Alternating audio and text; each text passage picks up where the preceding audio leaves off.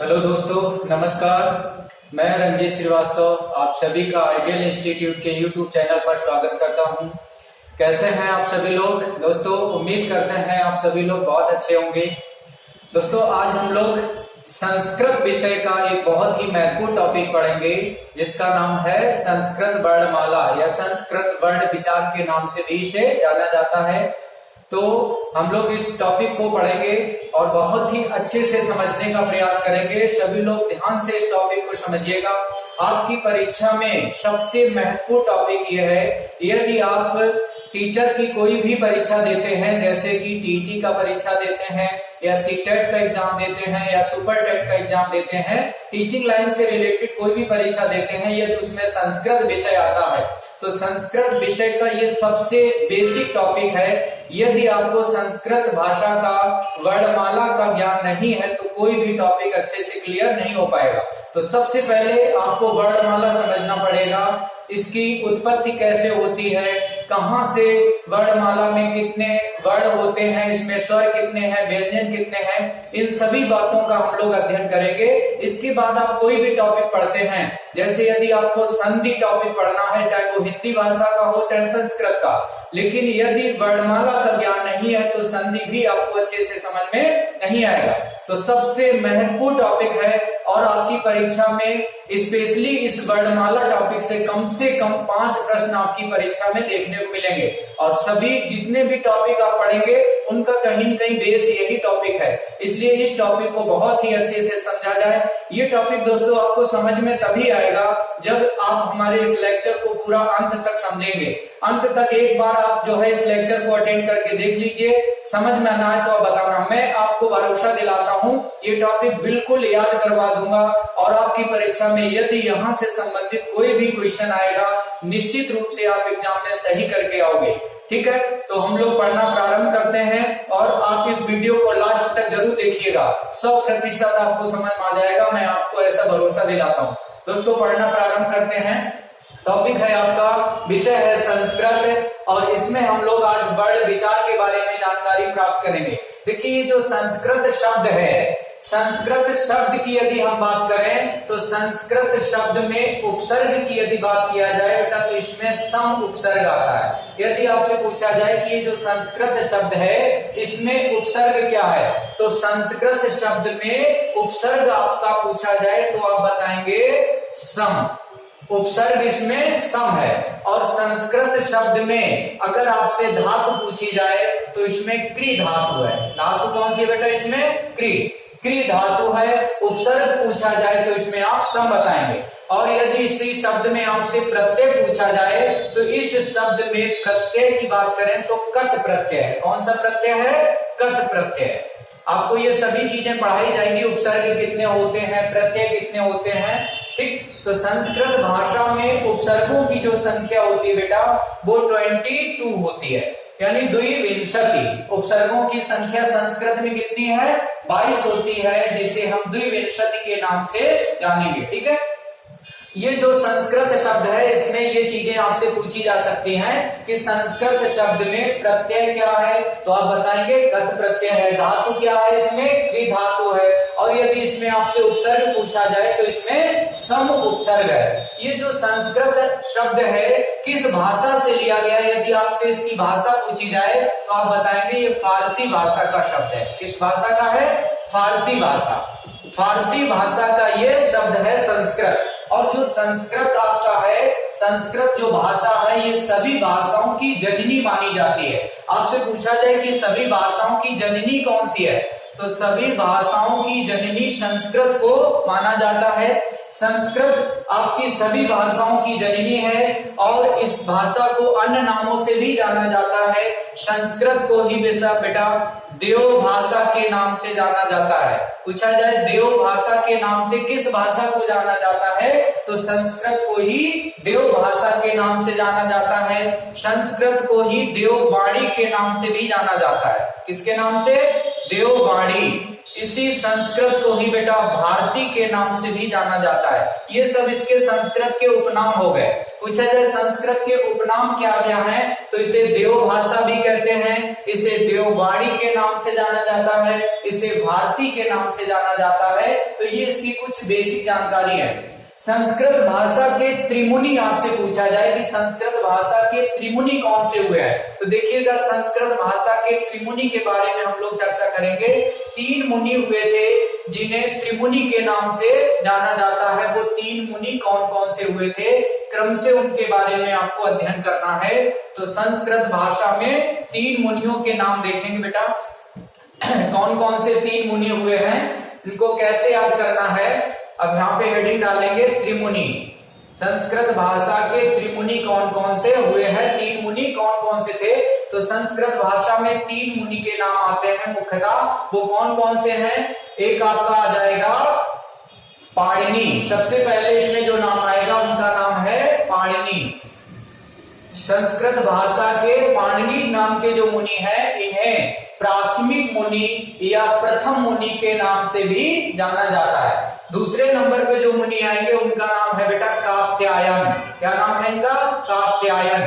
कात्यायन को ही वररुचि के नाम से भी जाना जाता है, इन्हीं को वररुचि के नाम से भी जाना जाता है। और संस्कृत भाषा के जो तीसरे मुनि हुए हैं उनका नाम है पतंजलि। क्या नाम था उनका, पतंजलि। तो संस्कृत भाषा के ये 3 मुनि हुए हैं जिन्हें त्रिमुनि के नाम से जाना जाता है।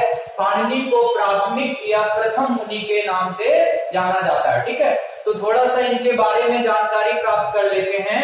ठीक है, इनकी रचनाएं पूछी जाती हैं आपसे कि संस्कृत भाषा के जो त्रिमुनि हैं उनकी प्रसिद्ध रचनाएं कौन कौन सी हैं। तो सबसे पहले हम लोग पाणिनि के बारे में जानते हैं। पाणिनि नाम के जो मुनि हुए थे ये संस्कृत भाषा के प्रथम मुनि के नाम से जाने जाते हैं।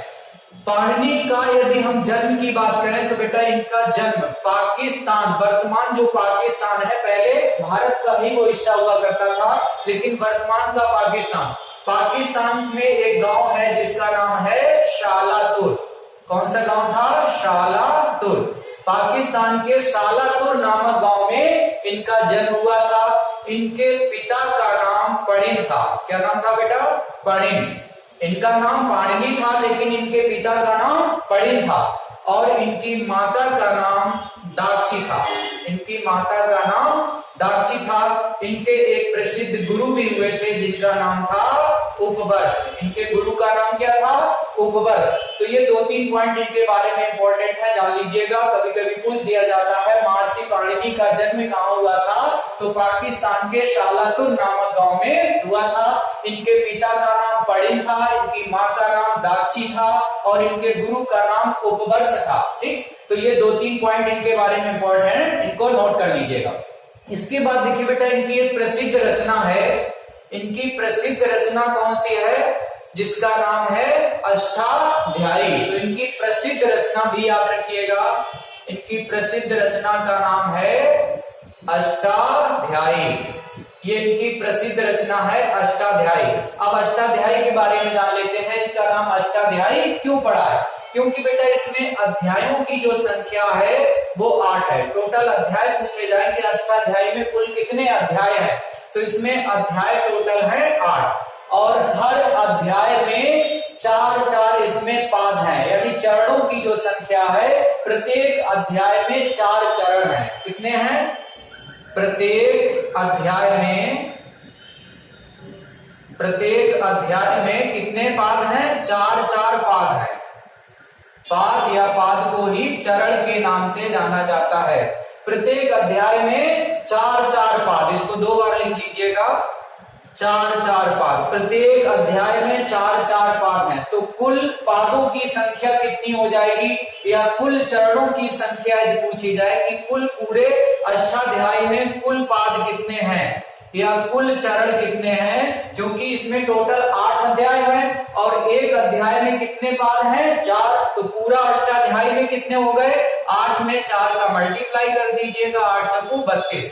कुल पाद कितने हैं पूरी अष्टाध्याय में, 32 चरणों में यह अष्टाध्याय विभक्त है।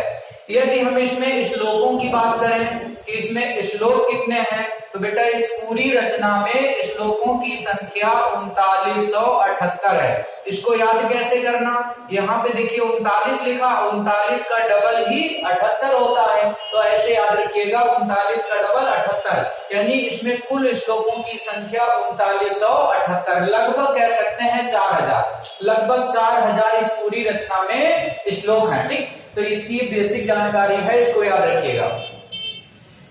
ये जो महर्षि पाणिनि हुए थे, इन्होंने सूत्रों की रचना की।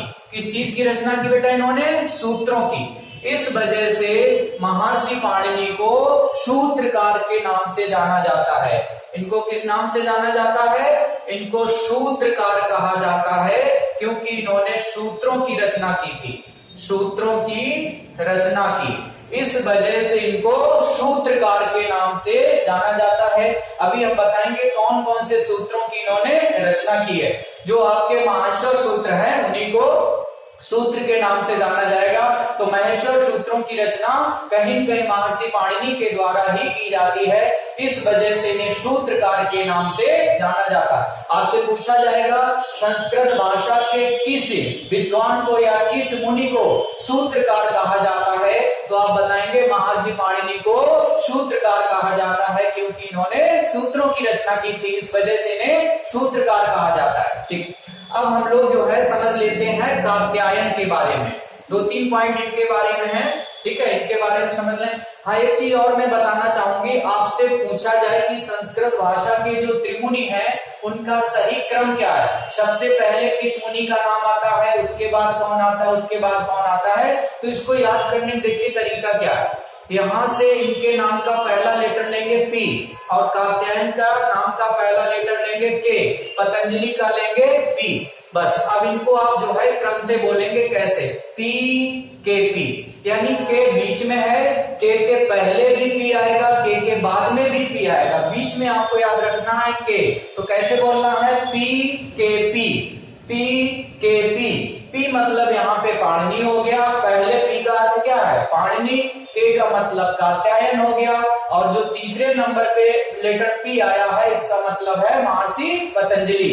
तो इस प्रकार से इनको याद रखिएगा, कभी नहीं भूलोगे, कभी गलत नहीं हो सकता है कि संस्कृत भाषा के जो त्रिमुनि है उनका सही क्रम क्या है। ठीक, यहाँ पे जो पी दोनों तरफ है, बट थोड़ा सा इसको याद रखना, सबसे पहले पाणिनि है, फिर लास्ट में जो पी आया है उसका मतलब पतंजलि है। ठीक है, तो थोड़ा सा इसको कोरिलेट कर लिया, आराम से इसको याद कर सकते हैं। पी के पी, पाणिनि, कात्यायन और पतंजलि। तो हमने पाणिनि के बारे में थोड़ा बेसिक जानकारी ले लिया है। इसके बाद अब हम लोग समझेंगे कात्यायन के बारे में। देखिए, सबसे पहले पाणिनि का नाम आया तो इन्होंने सूत्रों की रचना की। जब इन्होंने सूत्रों की रचना की, उसी समय इनकी मदद करने के लिए एक दूसरे मुनि आते हैं जिनका नाम था कात्यायन। क्या नाम था इनका? कात्यायन। तो कहीं न कहीं इनके सूत्रों का थोड़ा सा संशोधित रूप जो आया वो महर्षि कात्यायन के द्वारा बनाया जाता है, जिसे वार्तिक के नाम से जाना गया। किस नाम से जाना गया? वार्तिक।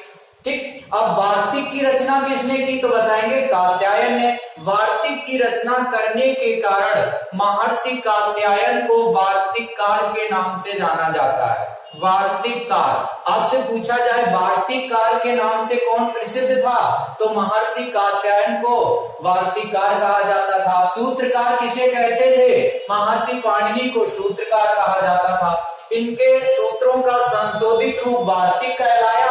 इन्होंने वार्तिक की रचना की, इस वजह से ये वार्तिककार कहलाए। इनकी प्रसिद्ध रचना आपसे पूछी जाए कि महर्षि कात्यायन की प्रसिद्ध रचना कौन सी है, तो रचना का नाम है वार्तिकम। क्या रचना का नाम है? वार्तिकम। वार्तिकम इनकी प्रसिद्ध रचना है। ये वार्तिककार कहलाए थे, इनकी रचना का नाम है वार्तिकम। बस ये 2 पॉइंट इनके बारे में इंपॉर्टेंट हैं, इनको याद रखिएगा। इसके बाद हम लोग समझेंगे पतंजलि के बारे में। महर्षि पतंजलि जब आते हैं तो इन्होंने महर्षि पाणिनि के जो सूत्र थे उसका और संशोधित रूप निकाल के दे दिया। जो संशोधित रूप और निकल के आया उसे भाष्य के नाम से जाना गया। क्या कहा गया उसे?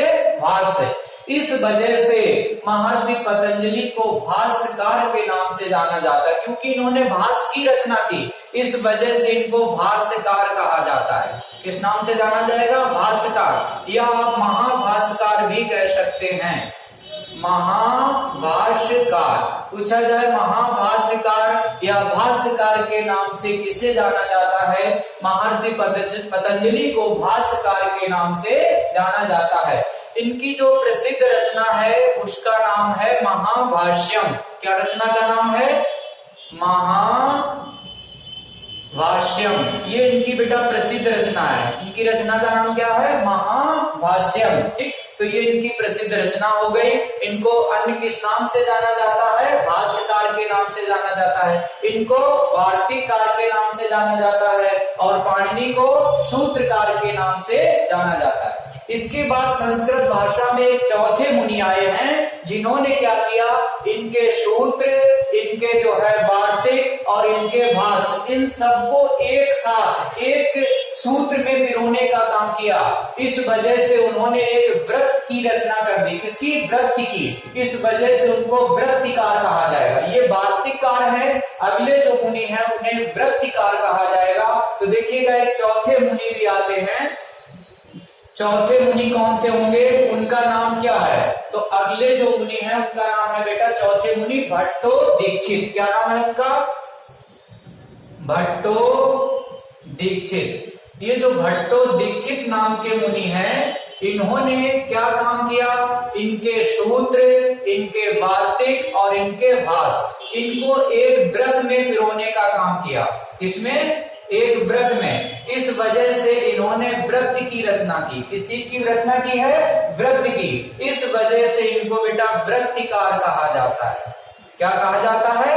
वृत्तिकार। अब आपसे देखो, वार्तिककार पूछा जाए तो कात्यायन को बताएंगे, वृत्तिकार पूछा जाए तो भट्टो दीक्षित को बोला जाएगा। ठीक, इनकी प्रसिद्ध जो रचना है, इनकी रचना का नाम याद रखिएगा। इनकी रचना है सिद्धांत कौमुदी।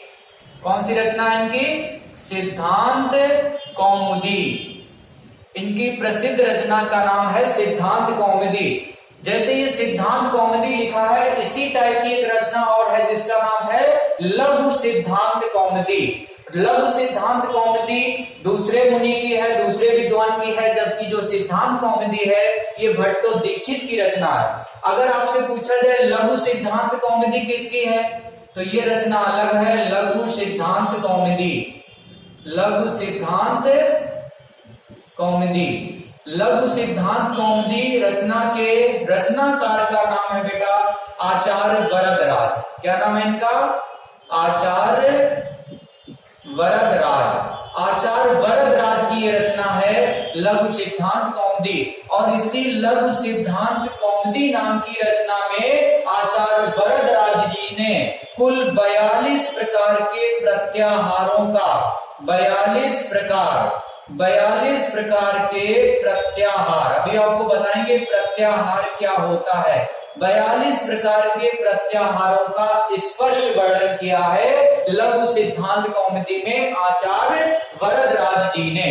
तो ये 4-5 मुनियों के बारे में कुछ बेसिक जानकारी थी, वो मैंने आपको समझा दी। उम्मीद करते हैं ये सभी चीजें आपको बहुत अच्छे से समझ में आ गई होंगी। इसके बाद अभी इसी क्रम में हम लोग आगे बढ़ते हैं।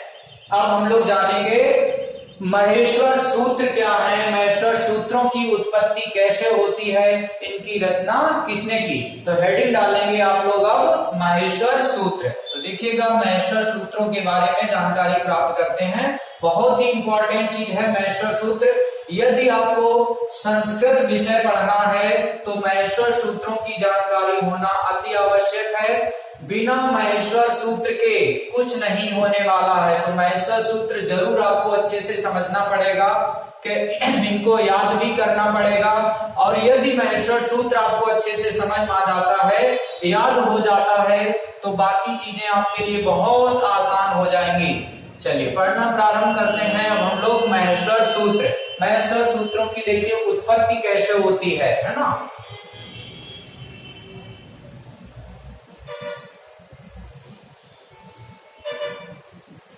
महेश्वर सूत्र, इन्हीं महेश्वर सूत्र को ही बेटा शिव सूत्र के नाम से भी जाना जाता है। इन्हीं को शिव सूत्र के नाम से भी जाना जाता है। इन महेश्वर सूत्रों की उत्पत्ति कैसे होती है और महेश्वर सूत्रों की जो संख्या है वो 14 है, इसीलिए इन्हें चतुर्दश के नाम से जाना जाता है। महेश्वर सूत्र या शिव सूत्र, इनकी संख्या कितनी है? 14। तो देखिएगा महेश्वर सूत्रों की उत्पत्ति कैसे होती है। एक बार भगवान शंकर नृत्य कर रहे थे, डमरू बजाते वक्त उनके डमरू से कुछ ध्वनियां निकलती हैं। डमरू के एक साइड से 9 प्रकार की ध्वनियां निकलती हैं और एक साइड से 5 प्रकार की ध्वनियां निकलती हैं। टोटल 14 प्रकार की ध्वनियां निकलती हैं। यानी इन ध्वनियों का अनुसरण कर लिया था महर्षि पाणिनि जी ने। महर्षि पाणिनि जी ने ये जो 14 प्रकार की ध्वनियां भगवान शिव के डमरू से निकली, उन्हीं को महेश्वर सूत्र नाम दे दिया, उन्हीं को शिव सूत्र नाम दे दिया। ठीक, तो इस प्रकार से इन महेश्वर सूत्रों की उत्पत्ति हो जाती है। कुल 14 प्रकार के, देखिए एक प्रकार से मैंने बताया 9 प्रकार की ध्वनि निकली, एक साइड से 5 प्रकार की, टोटल 14। इन्हीं को शिव सूत्र या महेश्वर सूत्र नाम दे दिया जाता है। अब आप जानेंगे कि वो 14 महेश्वर सूत्र कौन से हैं, इनको क्रम से पढ़ना पड़ेगा। ठीक, तो फर्स्ट नंबर पे आपका जो महेश्वर सूत्र है, इसका नाम क्या है बेटा? तो इसका नाम है आ ई उ ड़। आ ई उ ड़। इसमें जो भी महेश्वर सूत्र होगा, इसमें जो अंतिम वर्ण होगा वो हलंत वर्ण होगा, उसमें हलंत जरूर लगेगा। इस बात को विशेष ध्यान रखिएगा। तो जो पहला महेश्वर सूत्र बना उसका नाम क्या है? आ ई उ ड़, आयुड़। ये पहला महेश्वर सूत्र हो गया। इसके बाद देखेंगे दूसरा महेश्वर सूत्र क्या है। तो दूसरा महेश्वर सूत्र है बेटा री ली क। दूसरा महेश्वर सूत्र है री ली क। इनको अच्छे से पढ़ते भी चलिए और इनको याद भी कर लेना है। बिना महेश्वर सूत्रों को याद किए आपको वर्णमाला समझ में नहीं आएगी, तो महेश्वर सूत्रों को जरूर याद कर लीजिए। पहला महेश्वर सूत्र क्या है? आ ई उ ड़। दूसरा क्या है? री ली क। तीसरा कौन सा महेश्वर सूत्र देखेंगे? ए ओ ग। ए ओ ग। तीसरा महेश्वर सूत्र है ए ओ ग। चौथे नंबर का जो महेश्वर सूत्र है बेटा, इसका नाम है ए ओ च। ए ओ च। तो इस प्रकार से 1 से लेके 4 नंबर तक के जो महेश्वर सूत्र हैं, यहीं से बेटा देखिएगा एक प्रत्याहार का निर्माण।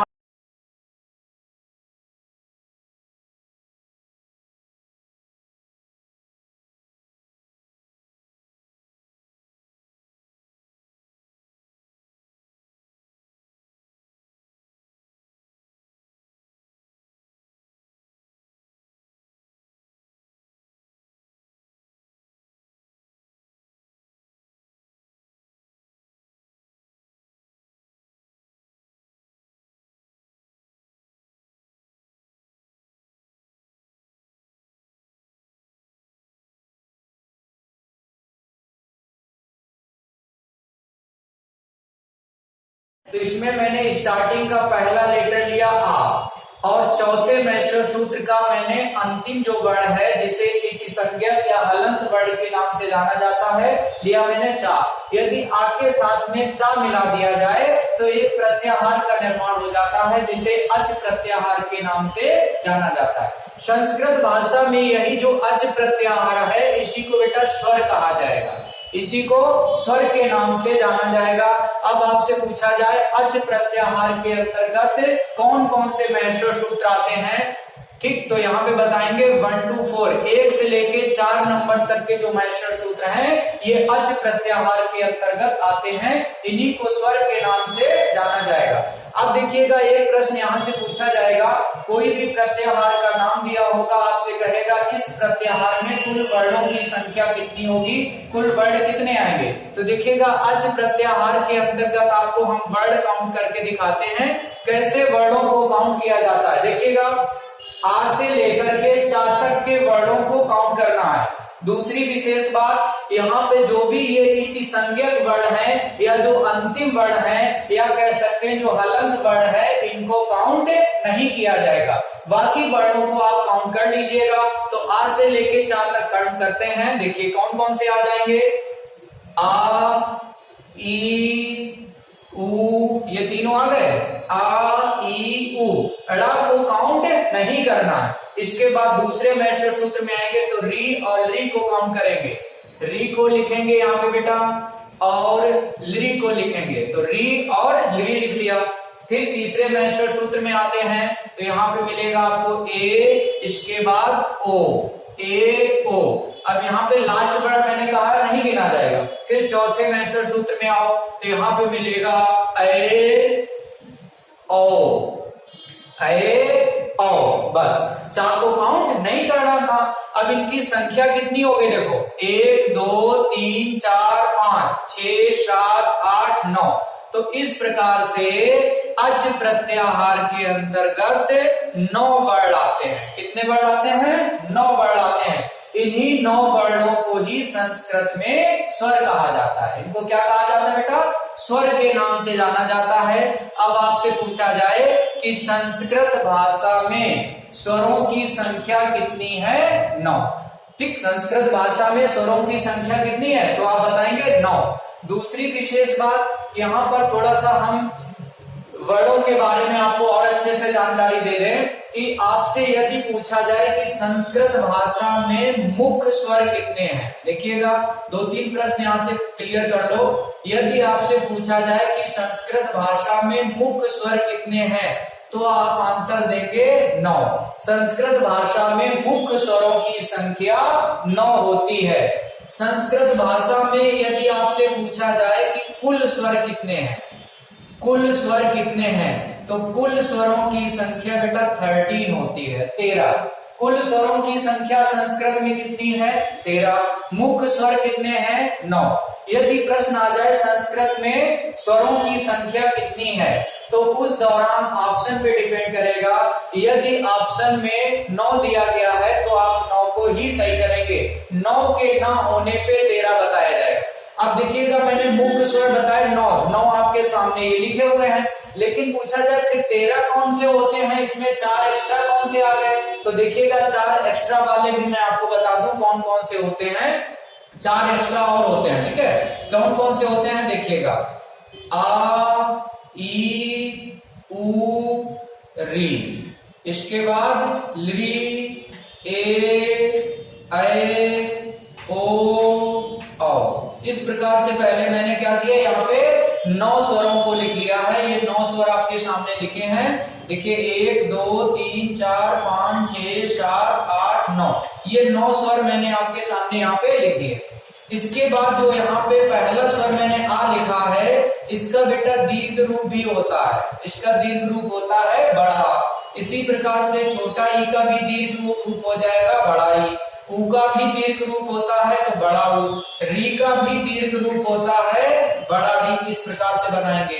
ली का दीर्घ रूप नहीं होता है, ली का दीर्घ रूप नहीं होता है। ठीक, तो इस प्रकार से 9 यहाँ पे देखिए पहले से थे, 4 यहाँ पे वर्ण और आपको यहाँ पे दिखाई दे रहे हैं। इस प्रकार से 9 में 4 जोड़ देंगे तो हो जाएगी संख्या 13। तो संस्कृत में कुल स्वरों की संख्या यदि आपसे पूछी जाए तो आप बताएंगे 13। उम्मीद करते हैं ये चीज आपको स्पष्ट हो गई होगी। ठीक है, अभी और इसी संदर्भ में कुछ जानकारी आपको और देंगे। कुछ विशेष बातें हैं जो आपको जल्दी से सब जगह नहीं मिलती हैं। आपको भी हम कुछ विशेष बातें यहाँ पे और दिखाएंगे। ठीक है, तो देखिएगा अच प्रत्याहार है, इसी को हम स्वर के नाम से जानेंगे। तो आपसे पूछा जाए स्वर कितने होते हैं संस्कृत में, तो मुख्य स्वर जो आपके होते हैं वो 9 होते हैं। अब यहीं पे स्वर की कैटेगरी की बात कर ले, स्वर के प्रकार। स्वर के प्रकार की यदि हम बात कर लें तो देखिएगा बेटा स्वर के प्रकार। स्वर के प्रकार, स्वर जो है मुख्य रूप से 3 प्रकार के आपको देखने को मिलेंगे। कितने प्रकार के देखने को मिलेंगे? 3 प्रकार के। एक होता है बेटा ह्रस्व स्वर। कौन सा? ह्रस्व स्वर। ह्रस्व स्वर को ही मूल स्वर के नाम से भी जाना जाता है। इसी को मूल स्वर भी कहते हैं, या इसी का एक दूसरा नाम भी है लघु स्वर। लघु स्वर या ह्रस्व स्वर या मूल स्वर एक ही बात होती है। अब देखिएगा मूल स्वर कौन कौन से होते हैं, तो ये जो आपके महेश्वर सूत्र है, इसमें महेश्वर सूत्र संख्या 1 और 2, अर्थात कह सकते हैं अक प्रत्याहार। कौन सा प्रत्याहार? आ से लेकर के का तक। तो जो अक प्रत्याहार बनता है, अक प्रत्याहार, इसी को मूल स्वर कहा जाता है। या यहाँ पे ह्रस्व स्वर में आप लिख सकते हैं अक वर्ड या अक प्रत्याहार, अक प्रत्याहार। अब देखिएगा अक प्रत्याहार के अंतर्गत कौन कौन से वर्ड आ जाएंगे। तो इसके अंतर्गत आने वाले वर्डों में इनकी संख्या यदि आपसे पूछी जाए तो 5 होते हैं। अक प्रत्याहार के अंतर्गत आने वाले वर्डों की संख्या कितनी होती है? 5 होती है। कौन कौन सी वो संख्या होगी, कौन कौन से वो 5 वर्ड होंगे? तो आ से लेके हमें का तक काउंट करना है, जिसमें आ जाएगा, ई आ जाएगा, ऊ आ जाएगा, री हो जाएगा, इसके अलावा ली हो जाएगा। ये जो 5 वर्ण हैं, इन्हीं को अक वर्ण के नाम से जाना जाता है। इन्हीं को बेटा ह्रस्व स्वर कहते हैं, इन्हीं को मूल स्वर कहा जाता है, इन्हीं को लघु स्वर के नाम से भी जाना जाता है। तो संस्कृत में मूल स्वरों की संख्या कितनी है? 5 होती है। कितनी संख्या बताओगे? 5 होती है। कौन कौन से वो 5 वर्ण हैं? ये देखिए मैंने लिख दिया है ना, तो यहाँ पे चाहो तो आप लिख सकते हैं। दूसरा इसमें एक होता है दीर्घ स्वर। कौन सा स्वर? दीर्घ स्वर। संस्कृत भाषा में जो स्वर के प्रकार हैं, उनको 3 भागों में वर्गीकृत किया गया है। एक आपका ह्रस्व स्वर, दूसरा आता है दीर्घ स्वर। अब संस्कृत में दीर्घ स्वरों की संख्या कितनी है? तो संस्कृत में दीर्घ स्वरों की संख्या बेटा 8 होती है। वो कौन कौन से 8 वर्ण हैं जिनको दीर्घ स्वर के नाम से जाना जाता है? तो देखिएगा दीर्घ स्वर आपके दिखाते हैं कौन कौन से बन जाएंगे। एक आपका बनेगा बड़ा आ, बड़ी ई, बड़ा ऊ, इसके बाद बड़ा री भी होता है। तो बड़ा री हो गया। ली का दीर्घ रूप नहीं होता, इस बात को नोट कर लो कहीं पे। ली का दीर्घ रूप नहीं होता है, ली का दीर्घ रूप नहीं होता है, दीर्घ रूप नहीं होता है, नहीं होता है, ली का दीर्घ रूप नहीं होता है। ठीक है, तो आपने क्या क्या लिखा? बड़ा आ, बड़ी ई, बड़ा ऊ, री। किसके बाद ए, ओ, आओ, ए, ओ, आओ। तो इस प्रकार से आप देखिएगा टोटल यहाँ पे हमें वर्णों की संख्या कितनी दिखाई दे रही है? 8। तो संस्कृत में दीर्घ स्वरों की संख्या कितनी होती है? 8 आपके दीर्घ स्वर होते हैं। तीसरा इसका जो कैटेगरी है, इसको प्लुत स्वर के नाम से जाना जाता है। क्या कहते हैं इसको? प्लुत स्वर। देखिएगा प्लुत स्वर क्या होता है संस्कृत में। तो संस्कृत में प्लुत स्वर जो आपका होता है वो एक होता है, इसकी जो आकृति है वो संस्कृत में जो इसकी आकृति बनेगी वो यस के आकार की होती है। अब इनकी यदि हम परिभाषा की बात करें कि इनकी परिभाषा क्या बनेगी, तो समझिएगा परिभाषा। ह्रस्व स्वर या मूल स्वर क्या होते हैं? वे वर्ण जिनके उच्चारण में एक मात्रा का समय लगता है या जिनके उच्चारण में क्षणिक समय लगता है, उन्हें ह्रस्व स्वर या मूल स्वर के नाम से जाना जाता है। अब जैसे इसमें देखिएगा छोटा आ आया, इसका उच्चारण करेंगे तो कैसे बोलेंगे? आ।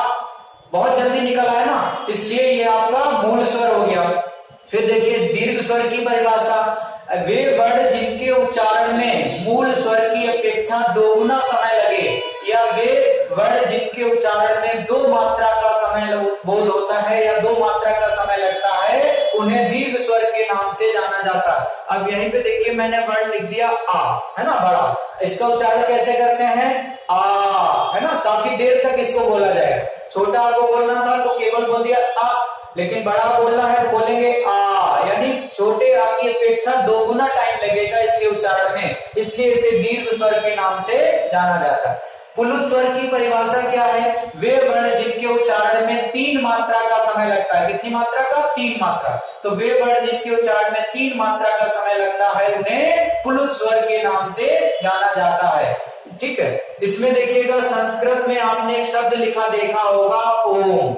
क्या लिखा देखा होगा? ओम। तो ओम कुछ इस प्रकार से लिखते हैं। अब इसका उच्चारण कैसे करेंगे? ओम बोलना है तो इसको काफी देर तक बोला जाता है, जैसे ओम, है ना, तो काफी देर तक बोलते हैं, इसमें 3 मात्रा का समय लगता है, यानी मूल की अपेक्षा जिसमें 3 गुना समय लगे उसे पुल्ल स्वर कहते हैं, मूल की अपेक्षा जिसमें 2 गुना समय लगे उसे दीर्घ स्वर कहते हैं, और वे वर्ण जिनके उच्चारण में बहुत कम समय लगे, 1 मात्रा का समय लगे, उन्हें मूल स्वर के नाम से जाना जाता है। संस्कृत में मूल स्वर कितने हैं? 5 होते हैं। कौन कौन से हैं? ये देखिए लिखे हैं आ ई उ री ली, ये मूल स्वर आपके हो गए। दीर्घ स्वरों की संख्या संस्कृत में कितनी है?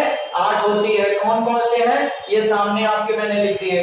संस्कृत में पुल्ल स्वर यस के आकार का जो वर्ण बनता है उसी को पुल्ल स्वर के नाम से जाना जाता है। तो अभी तक बेटा मैंने 4 महर्षण सूत्र समझे हैं। इन्हीं 4 महर्षण सूत्रों से आपके स्वरों की उत्पत्ति हो गई। इन्हीं 4 महर्षण सूत्रों से ही कहीं के मूल स्वर के बारे में भी हमें जानकारी प्राप्त हो चुकी है। इसके बाद का जो बाकी महर्षण सूत्र बचे हैं 5 से लेकर के 14 नंबर तक के, इनको हम अगली क्लास में समझेंगे, क्योंकि वीडियो बहुत बड़ा होता जा रहा है। अगली क्लास में हम पुनः अगले महर्षण सूत्र से जानकारी प्राप्त करेंगे, जिसमें हम व्यंजनों के बारे में भी बताएंगे, व्यंजन कौन कौन से होते हैं, कितने प्रकार के होते हैं। ठीक, तो अगली क्लास में हम लोग बाकी महर्षण सूत्र